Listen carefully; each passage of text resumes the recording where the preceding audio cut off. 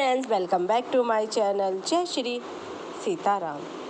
रामायण में मेघनाथ, इंद्रजीत और उनकी माता मंदोदरी के बीच का अंतिम संवाद लंका युद्ध के समय था। चलिए जानते हैं वह क्या था। हम सभी जानते हैं कि जब रावण ने माता सीता का हरण किया तब भगवान श्री राम ने अपने दूत हनुमान को भेजा और उसके बाद भगवान श्री राम जी अपनी वानर सेना लेकर लंका पहुँचे। वहाँ पे राम और रावण का भयानक युद्ध प्रारंभ हुआ।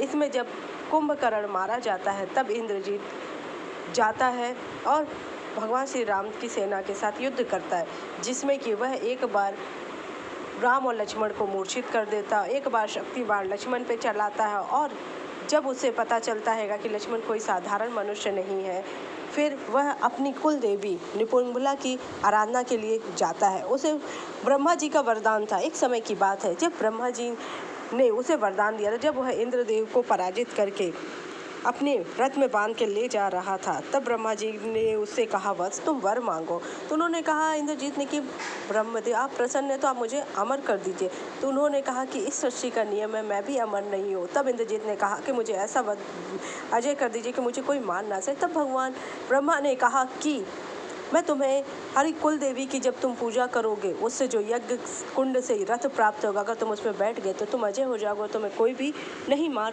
सकता है।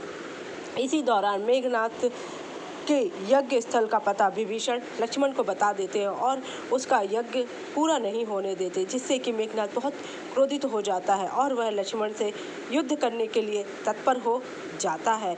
रामायण में मेघनाथ जब युद्ध करता है तो उसे यह एहसास होता है, जब वह शिव बाण चलाता है, विष्णु अस्त्र चलाता है, ब्रह्मास्त्र चलाता है, तो उसे समझ आ जाता है कि ये कोई नर नहीं है, ये नारायण है। तो वह अपने पिता से संवाद करता, उसके बाद अपनी माता के पास। जब मेघनाथ को आभास हुआ कि इस युद्ध में उसका जीवित लौटना आवश्यक है, तब वह राजभवन में अपनी माता मंदोदरी और पत्नी सुलोचना से अंतिम विदा लेने, मंदोदरी जो कि अत्यंत दूरदर्शी और ज्ञानी थी, अपने पुत्र को युद्ध में जाने से रोकती। मंदोदरी ने अत्यंत विलाप करते हुए मेघनाथ से कहा, हे पुत्र, तुम सर्वज्ञानी और देवताओं को भी जीतने वाले इंद्रजीत हो, परंतु यह युद्ध धर्म के विरुद्ध है।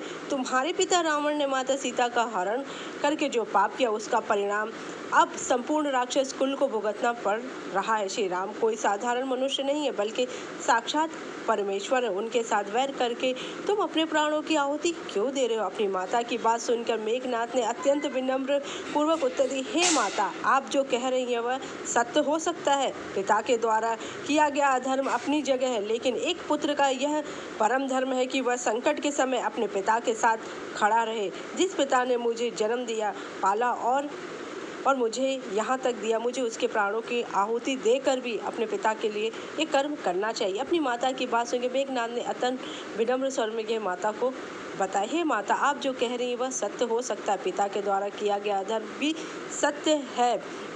पिता ने मुझे जन्म दिया, पाला और इतना महान योद्धा बनाया। यदि आज उसी पिता पर विपरीत परिस्थिति आई और मैं चुप हो जाऊं तो मेरा यह पराक्रम व्यर्थ है। मैं अपने पिता के सामने और लंका की रक्षा के लिए अपने प्राणों को न्यौछावर करने जा रहा हूं। मेघनाथ के इस दृढ़ संकल्प और पीठ भक्ति को देखकर मंदोदरी निरस्त हो जाती है। मंदोदरी कुछ भी नहीं बोलती, क्योंकि वह कहता है कि एक पुत्र का धर्म है कि जब तक वह जीवित है अपने पिता के आन बान और शान के लिए लड़ता रहे। मुझे पता है माता, वह नारायण है, तो भी मैं युद्ध करूँगा, क्योंकि अगर मैं अपने पिता से विमुख होकर आज मुझे त्रिलोक का राज्य में मिल जाए तो वह मुझे स्वीकार नहीं है। पिता से विमुख हो के लिए लड़ना मेरे लिए परम गति है।